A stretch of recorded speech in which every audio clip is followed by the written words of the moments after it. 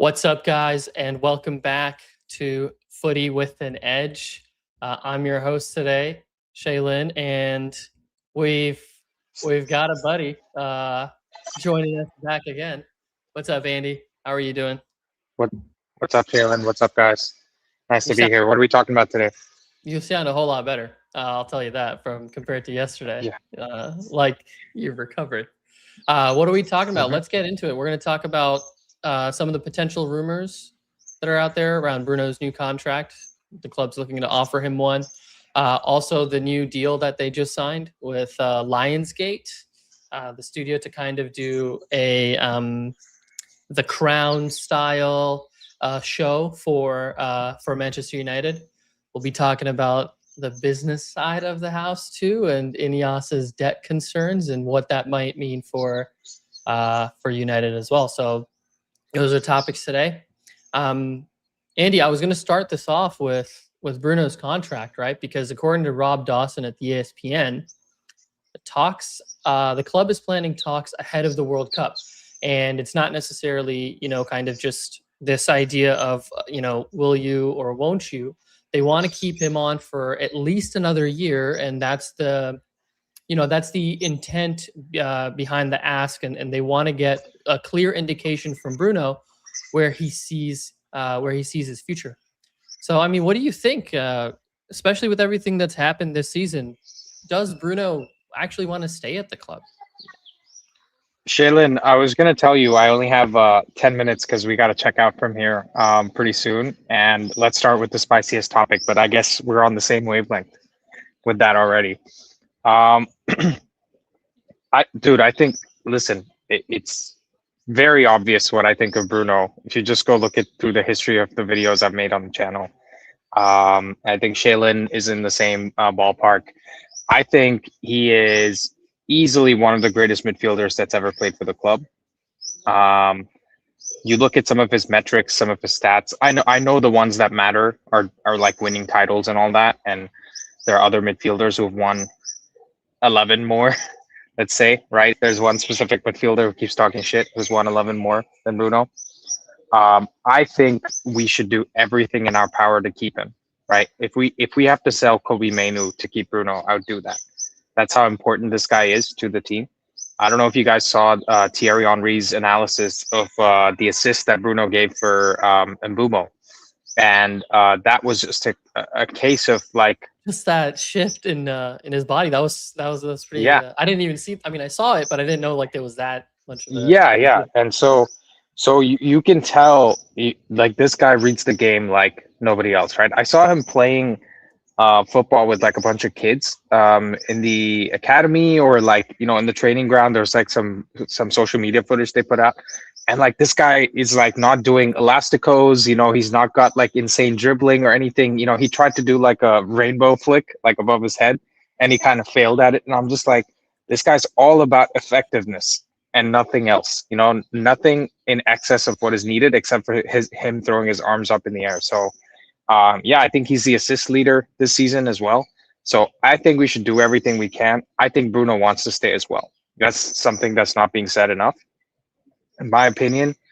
Why would he not want to? Because he's the captain of one of the biggest clubs in the world, and the fans love him. Right? Every single fan loves him of United. Like other fans might hate on him, but all the fans love him. We've seen what he's done for the club, so that's my vote. I think he wants to stay. I think we want to keep him. Maybe it's only going to be another year or two, but I'm optimistic. Yeah, I've heard a lot of the people give the counter argument that if we were able to get or raise significant funds for Bruno, that it might actually be worth pushing him on. But it doesn't seem like to me that the club is intent on any sort of, I'll say, a rebuild process from what they've kind of indicated with some of their recent decision making. So I think it makes a lot more sense to keep Bruno now, because I don't really see where we get another player that can give us that level of output from. And if there is one that exists, right? Like, is it like a Cole Palmer, or is it like, somebody else? I still think they'd be as equally as expensive as maybe us wanting to reinforce like in another area, right? So to me, it doesn't make sense. I love Bruno and I would love to keep him. But Nightwing has a different opinion. He thinks that Bruno's actually going to leave, and I can kind of understand why, because I feel like this year was the year that Bruno got jaded a little bit, especially from that interview that he did with the Portuguese media. What do you think about maybe that perspective or that coming into play? So here's the thing, right? I think Ruben Amorim, from an INEOS perspective, was expendable because they had a decent chunk of the fan base on their side, and then he also went and kind of shot himself in the foot with the exit interview, let's call it that he did. Right? So it was kind of like, oh, could you talk shit about your bosses that way and keep your job, right? So that was kind of, even though we were in uproar with that sacking, it's kind of not looking as bad given that we smashed City in the derby right after. So I think with Bruno, if they get rid of Bruno for some money, the problem is, Shaylin, right? I don't think there's any amount of money in the world that gives you what Bruno gives you, right? I don't, you could spend 150 on Cole Palmer. He could recreate his creative output, but be fit for half the games, right? So even if Cole Palmer comes in, who I'm a big fan of, he's a United fan as well, and he gives you the same like per 90 output as Bruno, he's only giving that to you for half the games every season. So like there's no amount of money that recreates that. Like Jude Bellingham is not the same type of player, and Jude Bellingham would cost us like 200 million, right? Vinicius Jr. is not the same type of player, and he would cost you 100 million with like 600K in salary, right? So there's no player that gives you what Bruno gives you for the price that he gives you without having to spend any transfer fees. And that's my concern. Like people are saying, oh, we'll get 100 million. Yeah, and we'll go spend it on like two players that are mediocre. We're not going to get Bruno's output. The only chance of success that we have, if you're saying top 4 is what we need to hit for the next 2 seasons in a row, Bruno is the guy that is the largest difference maker to making that happen. It's interesting that you say that you think that it's going to be Bruno that'll be the largest difference maker. But do we almost... I've been thinking about this for a little bit. So it might be a controversial take. Do we almost have an over-reliance on him? And maybe to actually see the team grow, we need to step away from that a bit. So I'll tell you what. I think an over-reliance, it's like, oh, bro, I need water too much, to survive. It's like, let me start drinking Coke. That's kind of what it is. Like I need water to survive, right? So why am I blaming water that I need it? Like it doesn't really make sense. That over-reliance argument is a nonsense. Like we need Bruno. He's good enough. Like all this talk about like, oh, he gives the ball away too much. Nobody's saying that anymore because we realize that in the team that we're playing in, with Sir Jim at the wheel, asking us to go back to a 4-2-3-1, us championing 29% possession or whatever we had in that City game. Apparently, the whole fan base is ready to play that type of football for at least the rest of the season, potentially even the next few years, because then we'll platform the players properly, right? Well, I mean, if that's the case, I'm on board, and Bruno's the perfect player for that. Like if Bruno was good in the Amorim system, he's the perfect player in this system. There's not a player in world football that's better than him. I think, I think it's interesting you say that we're ready to see that back. I think from the comments and judging from some of the folks in the live there, they're like, hey, this result was great. We have Arsenal next. If we could do something there, but the real litmus test of whether or not we get a chance it's going to be Fulham. Is Fulham, right? And so I think maybe let's pause a little bit there. Like, oh, okay, if we are going to continue playing down this like 30-40% possession route, whether or not that'll I'm reacting. Yeah. I'm reacting to the likes of like Flex and some of the other United fans that I've seen, and literally, this is not me calling anybody out. I'm just genuinely saying like there's a section of the fan base which is a vocal supporter of the Amorim out movement. They were celebrating once Amorim got sacked, and they were really happy to see what happened with Carrick in the first game. And I've been saying this for a while now. I think I am on board with whatever they are saying because Mhm. United doesn't have the quality of squad. We haven't done the kind of transfer expenditure to compete with the likes of City by playing 70% possession ball, right? So Right. we were in a way trying to get ahead of ourselves with the Ruben Amorim project, and that's why it was never going to work. So, but the problem now is that whoever we get in that plays the 30% possession, we will still be expecting that guy to go win the league, whereas historically that's not been possible. So for me, I'm okay with the 30% possession. I'm okay with the counter-attacking football as long as we can all agree that top four is the goal and not winning the league. And if we finish, I have a question for you, Shayla. Mhm. Do you think if we played counter-attacking football for 3 seasons in a row and finished second, we would be supporting the manager like Arsenal has supported Arteta? Ooh, I think it's really dependent on who it is.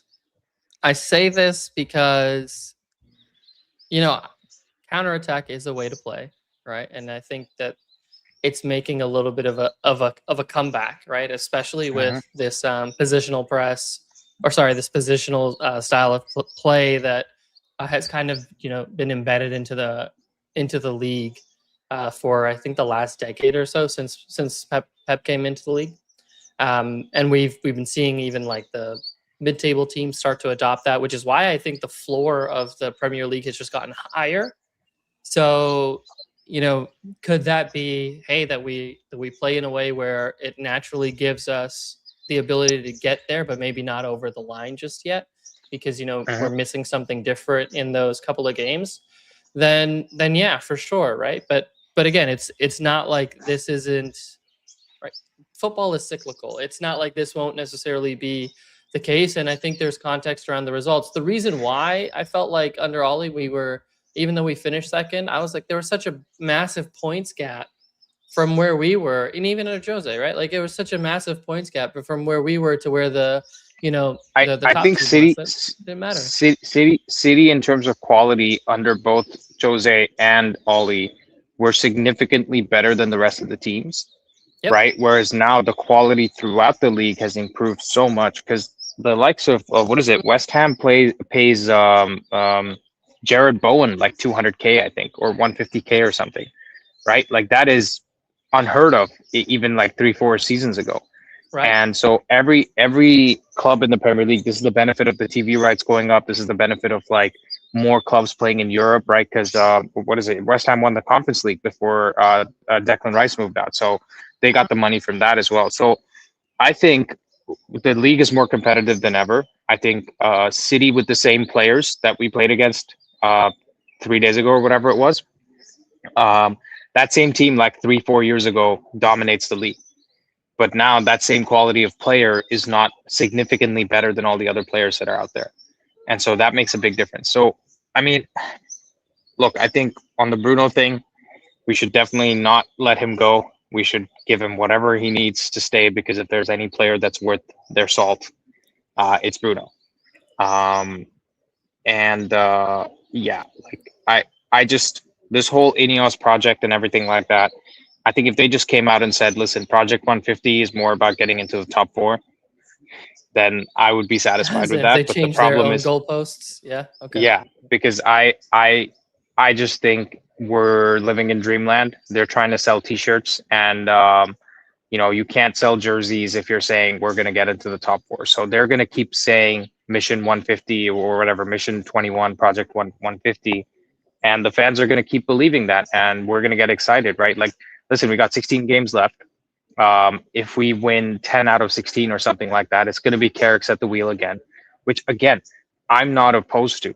My point is, let's just reduce our expectations as a whole and talk about top four being the realistic achievement, right? If we can do that, then I'm more on board for whatever we're doing with this 30% possession, 40% possession, right? Okay. Because that's what Nottingham Forest did. They had a much worse team. Nuno almost got them into top four. We could do that. We have a much better team than Forest. We do. But let's see. It's whether or not Bruno actually wants to stay. And in my mind, I feel like, maybe he thinks his time has come, and maybe he kind of wants move on and probably have something different for his career. I know he's thinking about a lot about his future, especially at this age. And this was the first time I think he's faced what I'll say. I mean, I still believe he's playing somewhat injured, right? But faced an injury that has actually set him back for, Dude, not but an how insignificant quickly period has of he time. come back? How quickly did he even come back? Because the first two games he looked like he was, at 50%. But last game I couldn't tell if he was like Yeah, way off it. You know what I'm saying? yeah. Which is crazy. But Shaylin, I'll let the other folks come in. We gotta get ready to head out here. But you're a champ, and I appreciate what you're doing for the channel, for the community. I'm sure the viewers can appreciate it too. And yeah, guys, please hop on in, come give your thoughts, and let me hear some shale ins in the chat. I'm gonna Yeah. come back and look at the live chat later. But thanks for having me on, Shaylin, and keep up the good work, man. Yeah. Well, so yeah, have a safe journey to your next destination. All right. Yes, thank you so much. All right, see you guys later. Bye. Bye. All right, we'll move on to the commercial side of the house. Guys, this is where we're at with United. We can't get the largest shirt sponsor again because we're not playing in the Champions League or anywhere in Europe for that matter. We're not even that deep in any cup runs. So there's that. I don't know if we're gonna get another sleeve sponsor. No, we'll definitely get another sleeve sponsor, right? But we don't have a training kit sponsor, I believe, and so that's still up for grabs. And we've just heard from The Athletic that United have agreed a deal with Lionsgate to create a dramatized TV series about the club's history. Now, think of it as The Crown, but for United. And Jed Mercurio, who I have actually seen one show, Bodyguard, came out in 2018, is reportedly the man from, I guess, the British version of Hollywood to take on the project. So that could cover anything from like the Munich air disaster to maybe Ferguson's road to the treble, to even the Glazer takeover. Right? We have so many like arcs inside of our history that we could go through all three of those, if anything. But it really depends, right? It's a low multi-million pound guarantee, so I mean, don't expect anything crazy. Like it probably like 10 million or so if it gets produced. Do I think it's a smart commercial play? Yeah, and I think it's also some of the other stories that I've seen today and what we've heard of is United want to also sell a digital season ticket, right? Kind of similar to where you'd be like in an IMAX theater where you're at a part of the ground watching the game. They have this experience in LA. I've never been, but I've heard great things about it, and I think that's the route that they want to go down, especially from where they're looking at of what are other ways that they can monetize on the whole situation. Would I watch this show? Probably. But then again, as some of the folks in the live chat before I said, we're a cult for content. Yeah, I'm also a cult to consume United content as well. So I definitely watch it. And all I can tell you is it'll probably be well received, at least in the first season. So there'll be a lot of eyeballs on that if it does ever end up getting produced. But that's kind of the latest on some of the news that's been going down. I also want to kind of reference back to something that happened today. It's not necessarily United related, but it is. It's still pretty important in my mind. We use FBref a lot, and unfortunately, Opta has just taken away the access for FBref. It was something that we had talked about in the Discord. From a business perspective, on Opta's side, I think I understand why they've done something like that. They're definitely worried about scrapers and definitely worried that AI is going to be training itself on a lot of that tactical data that they were providing FBref, right? And then there was a lot of detailed analytics that was kind of just being given out for free there for the community. And there are a few folks, not only on Twitter, but in or on X, but in other places that kind of used the data that they were able to get from FBref to make a footing, or get their first job in football as an analyst of some sort. So it's unfortunate that we don't have access to this anymore. This tool. There are still other tools. I don't want to call them out, or I don't want to drop them in the comments or in the chat, because it's just going to further, it's just going to get the, Opta's just going to more aggressively pursue them if, the traffic starts going there, and it becomes like more made aware of. But if you do have any questions or things like that, feel free to reach out to me on our Discord. You can just send me a DM because there are other places if you're still interested in a place to get stats. But yeah, that's kind of an aside. We'll go to the next topic, which has been the other breaking news that has been coming out, but from the financial side, or actually from the INEOS side of the house. Please don't click off yet, because I am going to make this simple. You don't need a finance degree to understand what it is that I'm saying. This will be something that everybody should be able to approach, right? So let me level with you, right? Because this segment is important. It has to do with the ownership, right? And I get it. Not everyone's a financial expert, but you need to understand if you kind of want to know what's going on with our football club, and maybe part of why we're part of the issues of why we're seeing what we're seeing. So Bloomberg published a report just today that should have all of you guys paying attention. The headline was that Jim Ratcliffe's company, INEOS, is in what the financial world calls is in distressed debt territory. So to translate that for you simply, if you're gonna, let's say you took out a mortgage onto a house, right? Like a loan, and let's say it's $100,000 house, and you had a 3% interest. That is pretty manageable, right? But so your payments would then be pretty affordable, right? So life is good, right? As long as you have your job, you're able to continue to make your payments. You'll be able to, pay off that house at some point.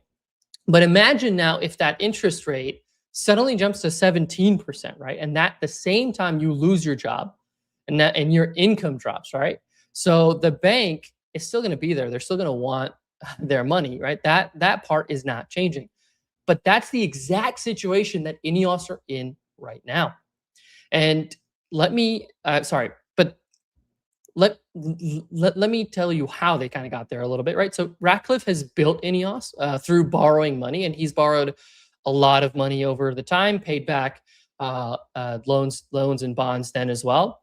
But that's how he wanted to kind of grow and expand the chemicals business, right? And for years, this worked brilliantly. But now the chemicals industry is kind of in the worst downturn that they've probably seen in decades. And so INEOS has an 18 billion euro or pound debt across all of the various companies that they have. So they're expected to pay 1.8 billion a year just in interest alone. Right? Imagine if that money was like kind of flowing into United, right? If we actually had an owner that kind of cared about the club. Not really sure if Sir Jim does, but anyways, that's the amount of interest that they're going to just pay this year. So, and that's up 600 million from the last year. So last year they had paid 1.2 billion. Now this year they're paying 1.8. Why? Because people don't believe they're actually going to be able to pay this money back. So their profits are starting to collapse because of what is kind of going on inside of the chemicals industry. And the scary part about this is the bonds that they have, which are just IOUs, right? That the company sells to its investors, are now trading at around 70 cents on the euro. So they should be at 100 cents, but they're a lot cheaper than that. So that 30-cent gap that's there is the investor saying that we know we're not getting all of our money back. In fact, according to Bank of America, and this was from the Bloomberg report, INEOS is the most shorted company in the in all of Europe's high yield bond indexes.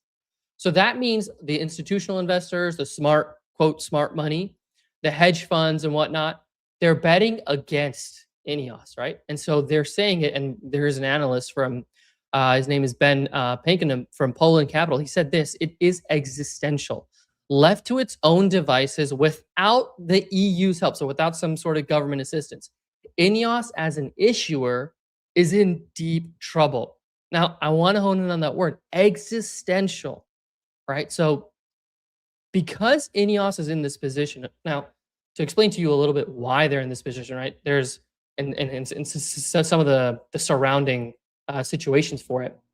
But because they're in this position, there is a chance that the company is going to be forced to liquidate on assets that they might not necessarily want to.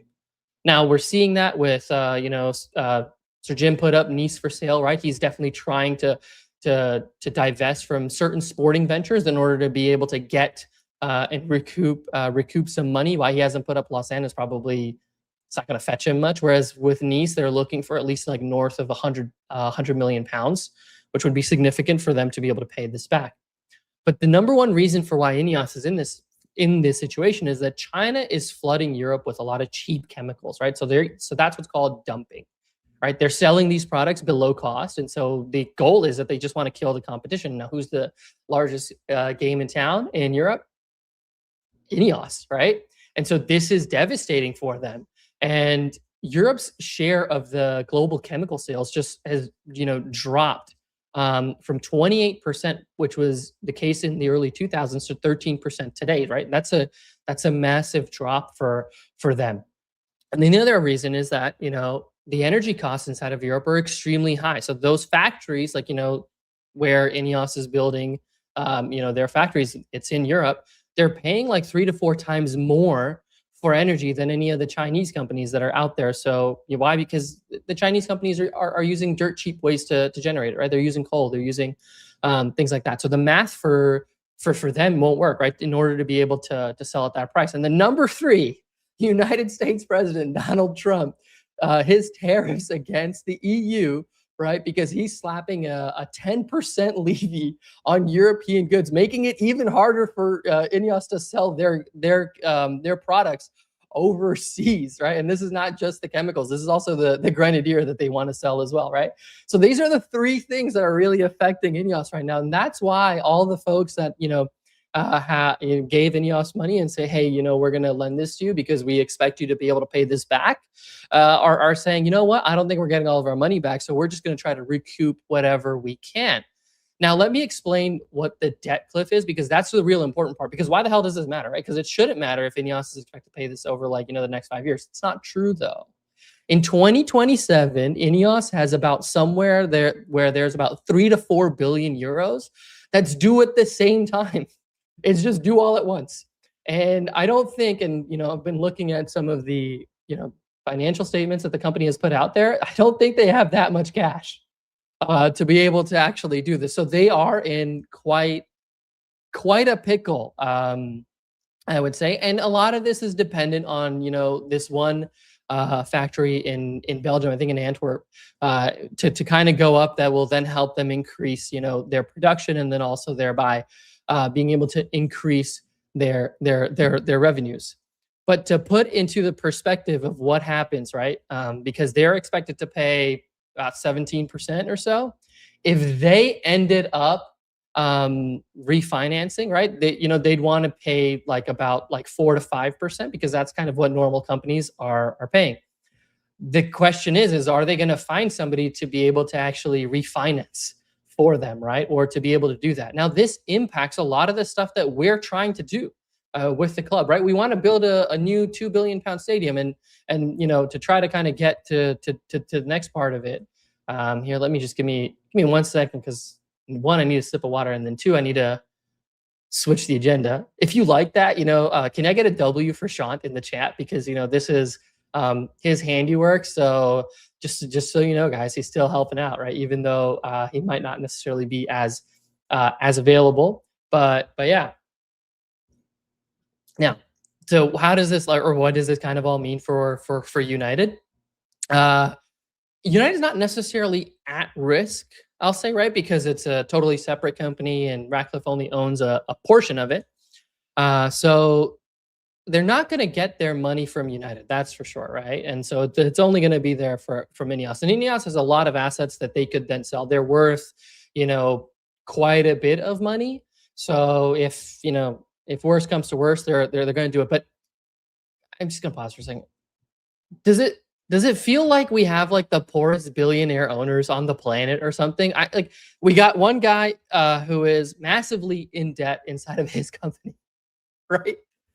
And why is no one else talking about this? I was, looking through all of YouTube, the headlines for the most major United channels, and watching some of their videos and stuff like. I was like, none of them are talking about this, right? Because, well, I mean, I guess none of them really are care or actually have seen this. So hopefully this generates a little bit more noise. But yeah, we've got one guy who owes a lot of money, right? About 18 billion to be in fact to be accurate. And then we have another set of parasites that decided that they were going to buy this money on debt, and then never ever really decided to pay the debt. They said, we're just going to keep on extending it and just pay interest on it because we can, effectively taking out what, north of a billion pounds from the club. And meanwhile, like, we're penny pinching here. We're firing half the staff. We're doing this. We're doing that. Now I get it, right? Like, maybe on the United business side of the house that was the case. But you guys are supposed to be billionaires, like with a B. You have to have an insane amount of money, and that is an insane amount of money. And you're telling me that like you can't invest any of it inside of it. They're just rich on paper, but it doesn't really seem like they could actually put together 2 cents to their own name, because if they could, then maybe we'd see some investment back into United. But that being said, right, that was an emotional take. Let me give you kind of the balanced one, the real one here. United isn't at risk, okay? I'm not saying that it is. But what could this mean? This has some interesting implications, right? Because if Sir Jim is forced to sell his shares, or finds that if he can get an extra billion, the amount that he paid for somebody from somebody else, right? Maybe that's an option for him, right? And then I know a lot of you guys are saying, well, who the hell's going to pay $33 a share? It doesn't necessarily have to be at the same price point, right? We don't know what this is going to be, right? And you can't tell me that, oh, well, the Glazers don't want to sell, so Sir Jim doesn't want to sell. No. Sir Jim owns his own set of shares. He's allowed to do whatever it is that he wants with them. The Glazers had drag along rights, which meant that if they found a buyer for a specific share price, then Sir Jim was going to be forced to sell. It's not the other way around, right? Like, Sir Jim can sell whenever he wants to. That's not the issue here. But the stadium plan, right? The new Trafford, the £2 billion stadium that we're looking to get, right? If INEOS gets into this trouble, then they won't be able to actually put their own money, and we're going to be needing to find another £2 billion, and now that's going to be leveraged against the club.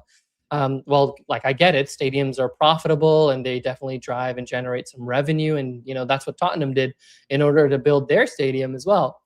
But we saw what happened to Arsenal during that time, right? They weren't able to spend nearly the amount of money that they do right now, as they were trying to, for that decade that they were repaying back the loan for the Emirates Stadium that's there.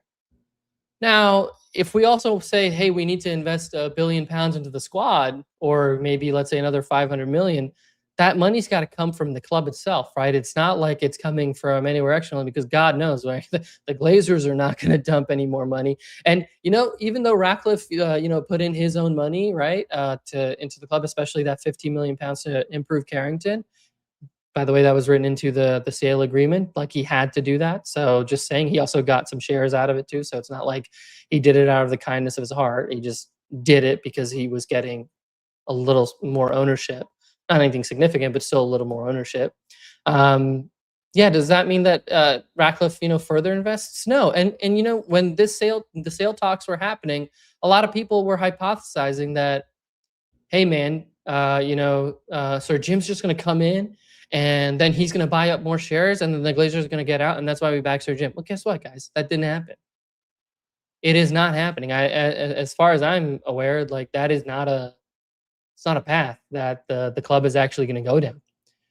But anyways, these are the scenarios, and I don't want to be doom and gloom here, right? But these are questions that we as a fan base need to start asking of this ownership too. We can be upset at on-pitch results. We can be upset at the decision making, and that is totally fine, right? But United, it's a publicly traded company too.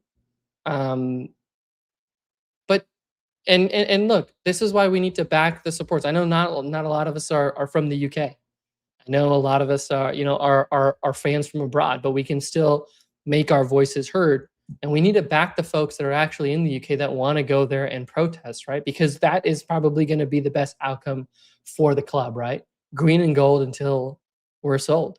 But anyways, that's where we're at. I'm gonna bring on my buddy Roberto and kind of go through some of the comments as well. Roberto, how are you doing, man? I'm doing good. Enjoying the more and more and more snow that we keep getting. I know. So, we're about to get another boatload 25 over the weekend, centimeters, right? Yeah. Over the weekend. Jeez. Yeah. Okay. All right. But what do you think?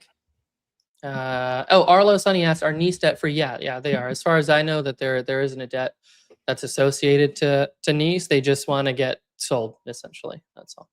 But yeah, what do you think? What do you think about this whole ownership situation that we're in right now?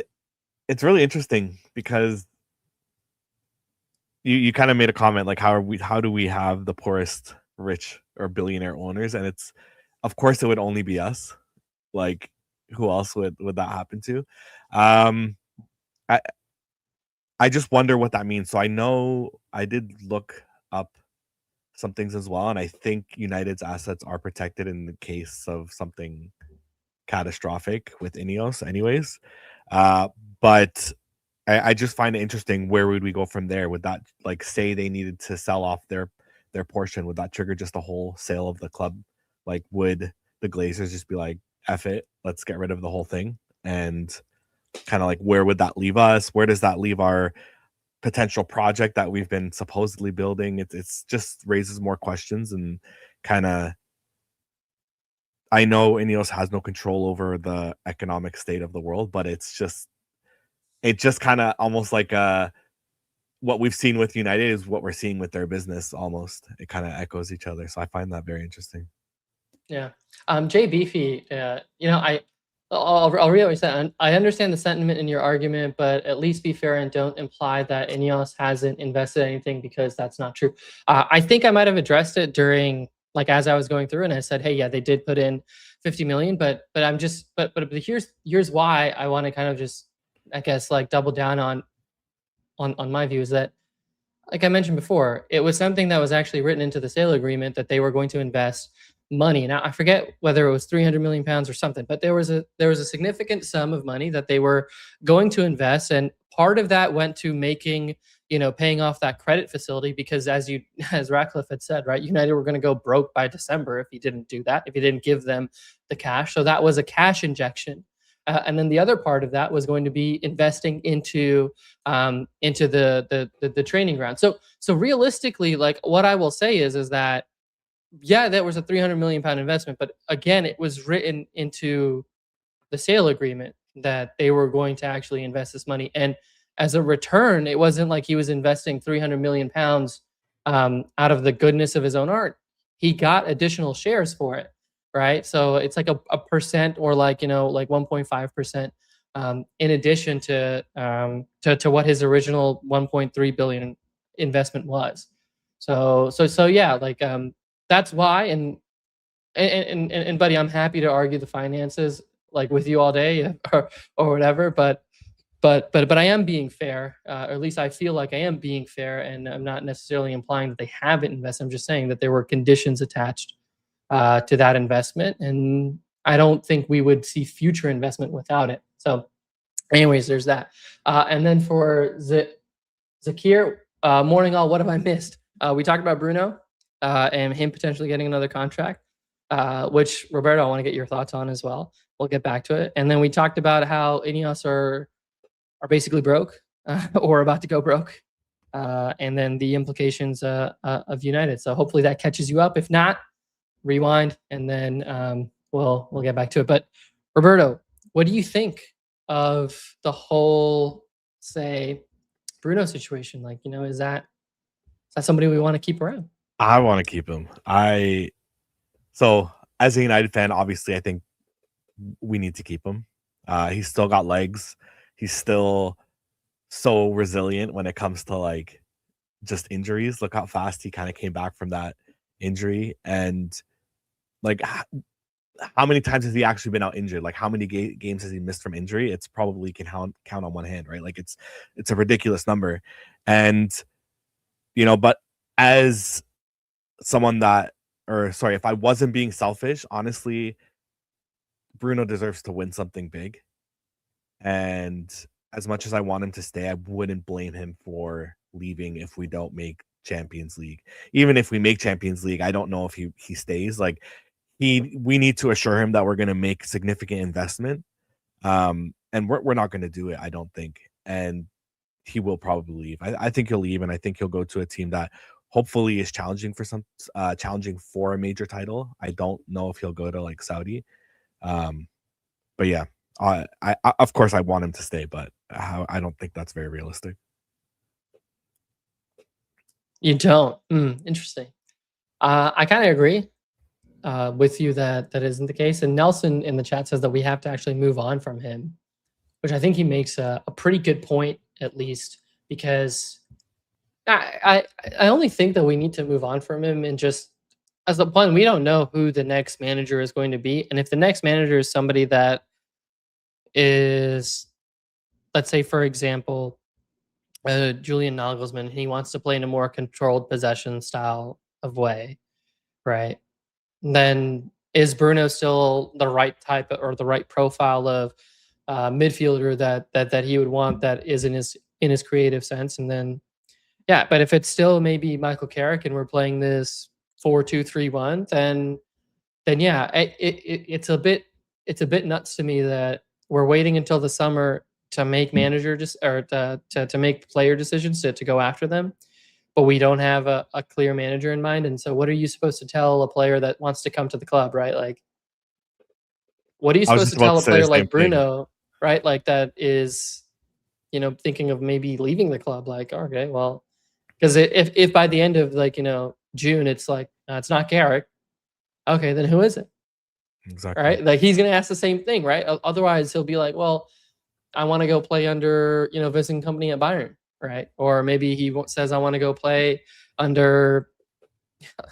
I don't think it's going to be Arbeloa, but maybe he says I want to go play under Arbeloa at Madrid, right? So you never know. But yeah. Yeah, it's a difficult sell when we're trying to recruit anyone, I think, right? Like there's not a plan that we have. And realistically, let's say they wrap up a manager and they're trying to keep it under wraps.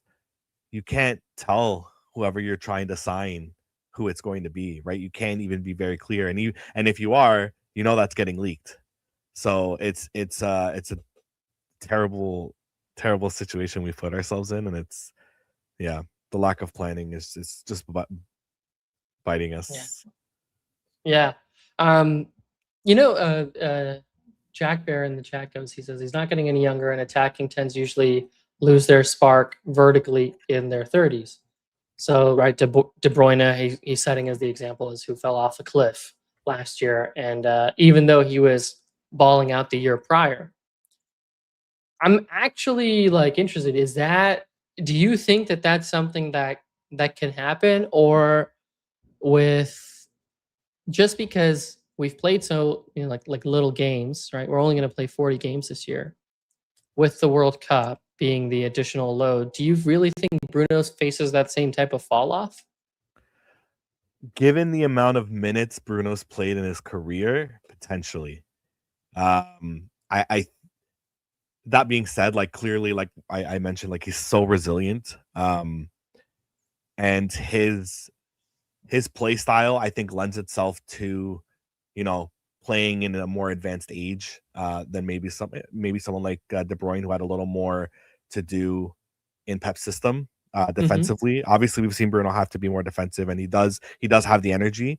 But also, De Bruyne has had injury issues for the past few years, and we've not seen that from Bruno, right? So, based on that, I would say he's probably going to go into like his mid to late 30s. Maybe not be as effective, and maybe his productivity goes down. But it's still someone I think I'd want to have on a team. Maybe he doesn't have to be a starter, right? He could just be that leader that you always need to have on the team, and you kind of reduce his role gradually. I think we're in for a rude awakening if Bruno just leaves and we have no one to produce that amount of creativity, or we don't bring in the necessary players, because it's probably multiple players to give us what Bruno would be doing. Yeah, and I think you're right. I agree with you, Abdi, in the chat. Right, I don't really see anybody that's going to be able to replace his creativity, and I think we're going to start expecting more from other folks throughout the team to be that creative engine, especially for the club. So if he does end up going, right, like I get it, right? Like, people are going to need to step up for sure. I just don't think it's going to be maybe one individual Arlo, Sonny, but I think there might be, like 2 or 3 people that end up doing more of that role. So I think we might see somebody like Cunha take up and shoulder quite a bit of the responsibility. I think we might see Ahmad continue to shoulder that responsibility from the creative side, and even Mbumo a bit, right? Even like lately, he's been kind of this, we'll say, one of the focal points inside of our attack. Like, we want to get the ball to him, and he will, make something happen for himself in terms of getting a shot off. But now we might be able to see a different skill set in his game where he is able to pass, because we saw, right, at Brentford he had quite a few assists, right, and he wasn't necessarily just this clinical finisher. He was also a creator within that team too. So yeah, and to be fair to INEOS and to the ownership and the structure, right? Like Luke says as well, right? And Mbeumo and Cunha were signings or steps in that direction, right? So they can both create and they can finish him. And I think we probably will see more of an emphasis on those folks if Bruno were to leave. So it does seem like, we might have a plan, or at least a path forward in the meanwhile. It's just, who do you think is actually, who would you really prefer, I guess, to see if Bruno is not here in the summer? We have the same amount of players that we do, and let's say I'm giving you 300 million to play with, right? Who do you bring in, and who do you want to coach him?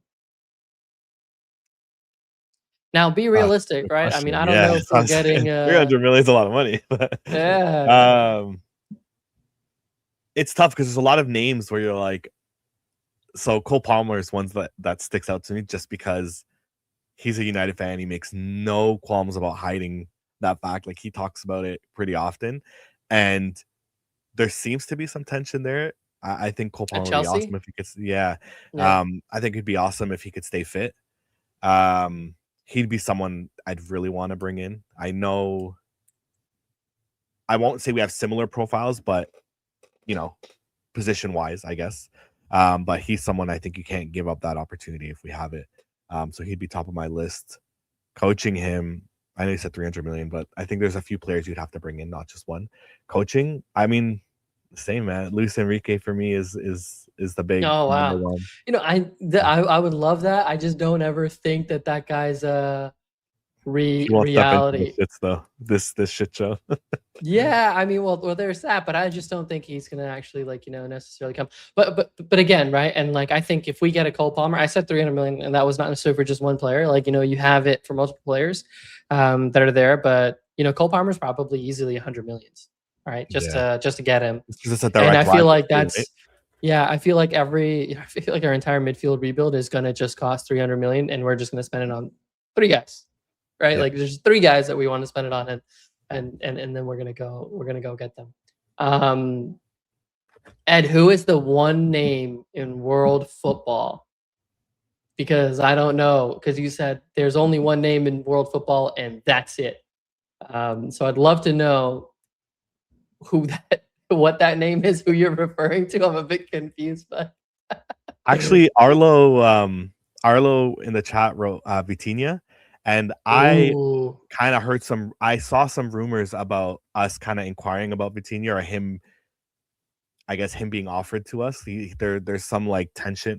I know there is tension with regards to like his future at PSG. So it may just be like, the agents kind of drumming up interest.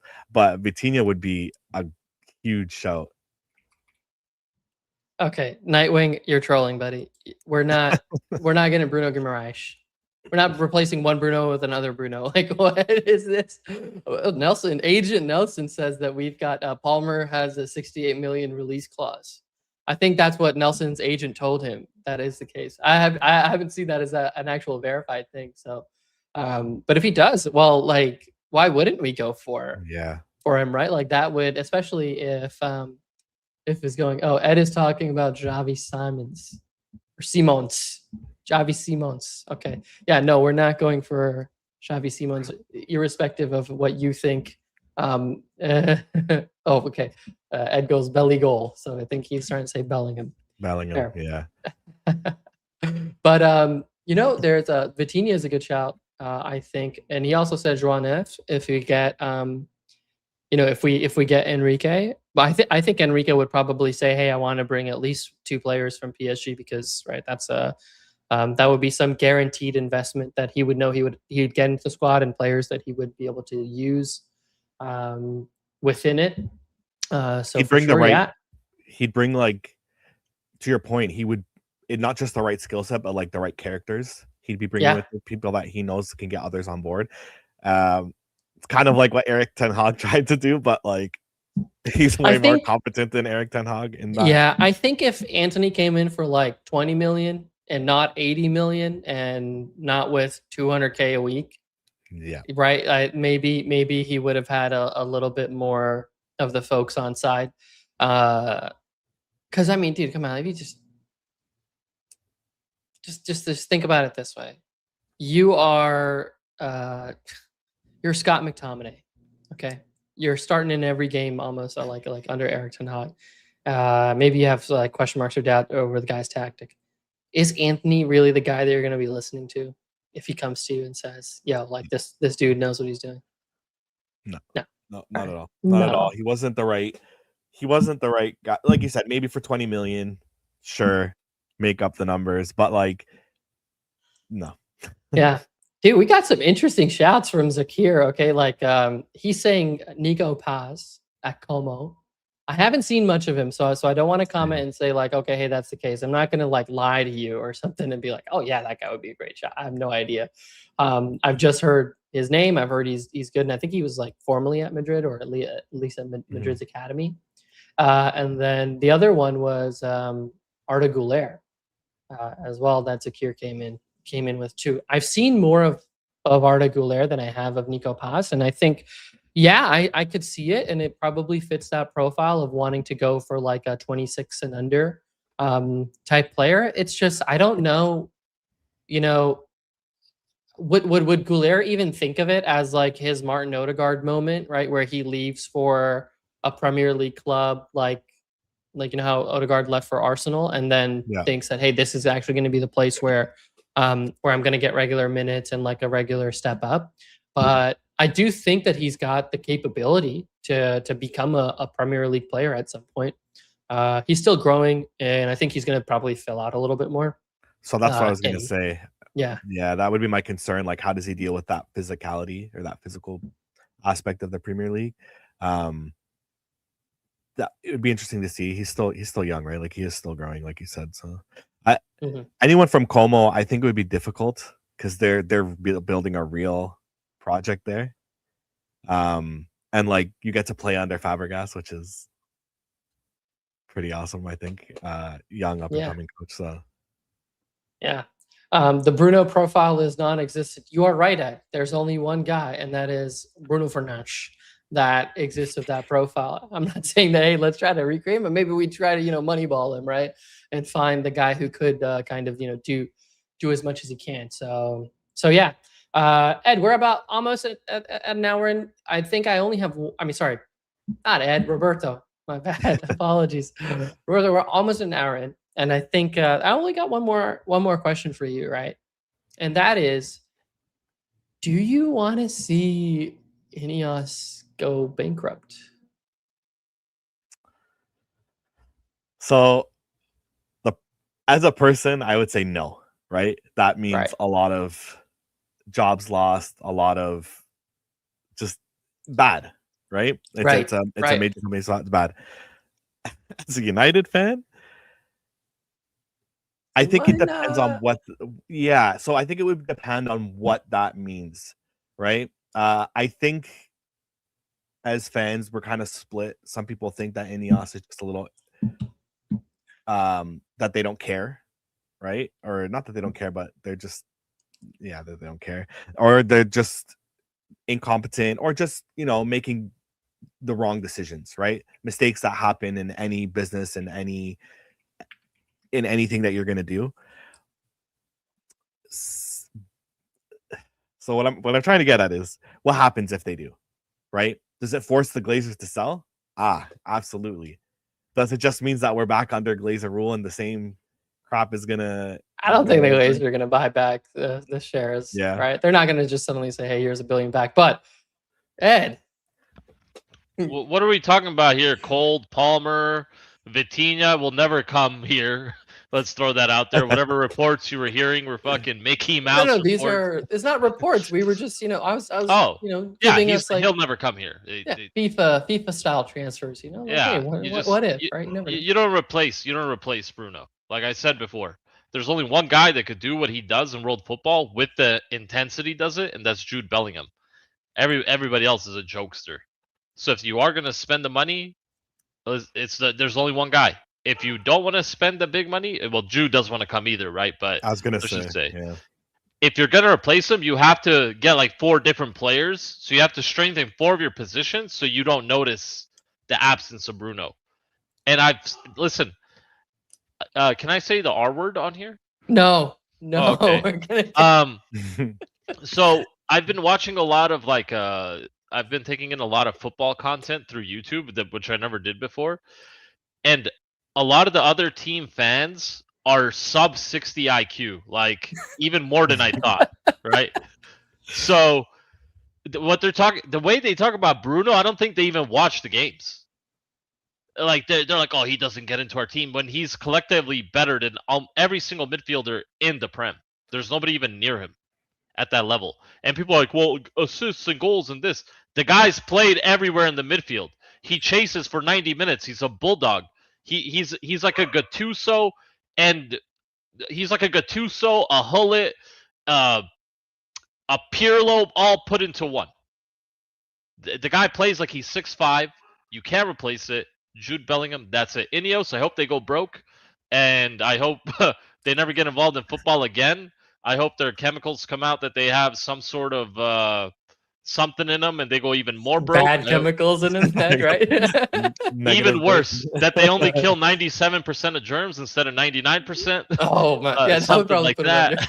They're the ones that are causing microplastics to get into everything. Something. They need to get the fuck out of here. Hopefully the Glazers get bored and then we get bought by somebody that actually gives a shit about what this club looks like on the field, right? And I hope Vivell and Dick Cox and Dickie Butt and all those other guys, they just fuck right off instantly. Get the fuck out of football. Go back to F1 or wherever the fuck you came from. Whatever it is. Choosing the fucking tire depth and all this. Go do some of that. But none of this shit. Because this is fucking atrocious. This fucking club is being run into the ground by people that don't even like football. Look at them at the games. They're not even watching. They're just sitting there like fucking statues. I've never seen them out of their seats once.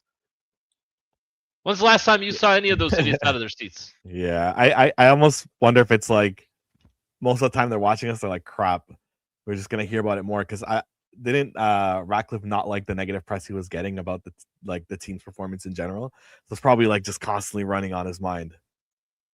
Yeah, well, I mean, you should have thought of that before you bought the world's largest football club, right? That you were going to get some bad press. But guys, on that note, and after Ed's epic rant on everything, everything we covered today, if you're watching and you're just like, hey, I need to know what we even talked about, just listen to that like 1-2 minute segment from Ed. that's probably a great summary for what's there.